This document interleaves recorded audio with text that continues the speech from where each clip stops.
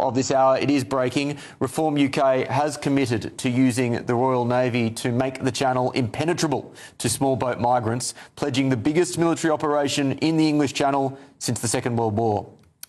Operation Fortress would intercept all migrant boats and return them to France or Belgium.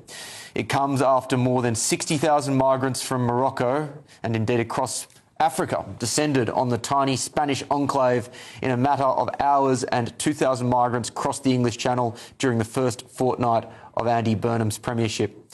Spain can legally expel migrants who arrive in Ceuta or Melilla without letting them file an asylum request under laws introduced in 2015, and have now reportedly returned 53,000 of them to Morocco.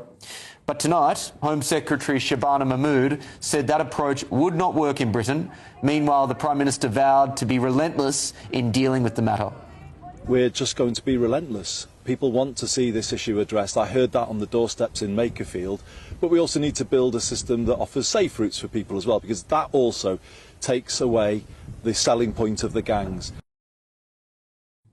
Well, with me now to discuss is Associate Research Fellow at the Henry Jackson Society, Barak Seener. Barak, great to see you. I'm a fan of relentlessness, but I don't really know what it means here. It's not very convincing when Andy Burnham says on one hand we're going to be relentless, and on the other hand we're going to be offering safe routes. It's a lack of decisiveness.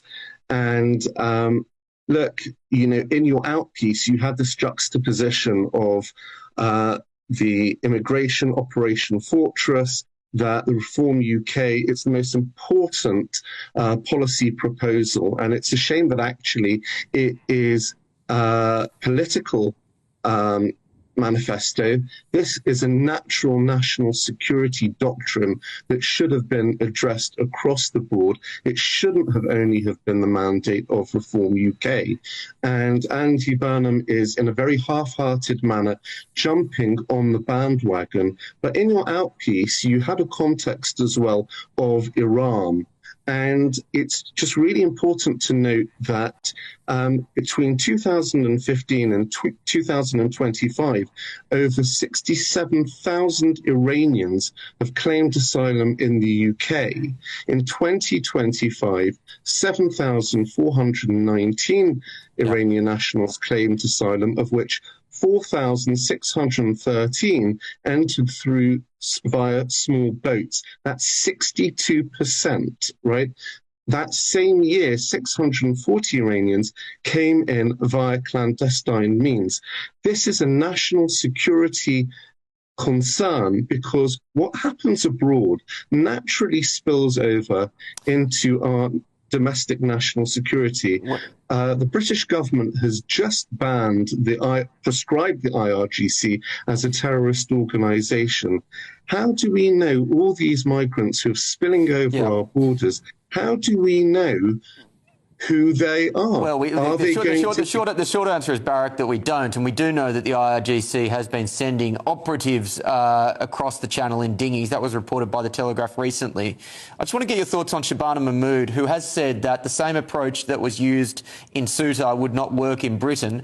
The reason it wouldn't work is because of the legal framework that this country has subjected itself to, particularly the Refugee Convention. She doesn't seem to be able to notice that they are the government. They have the capacity to change that legal framework if they so desire.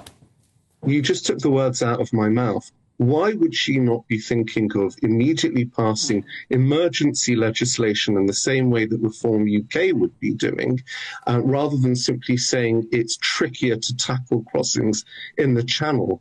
This echoes European declinism.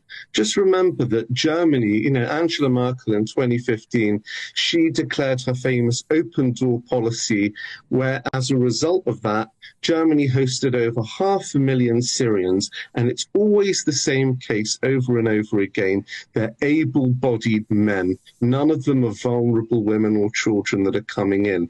Sweden welcomed roughly between 100 and 200,000 Syrian refugees, and Austria registered nearly 100,000 Syrian refugees. But I do want to actually interject one thing.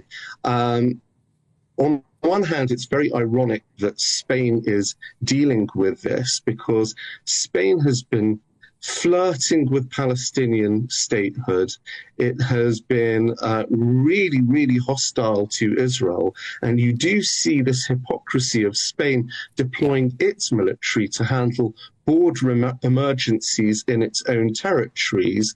So the irony of all this is if you want to flirt with Gaza, you end up becoming exactly like Gaza, which is how Spain looks like in its invasion. Import the third world, get the third world. Barak, thanks for your time this evening.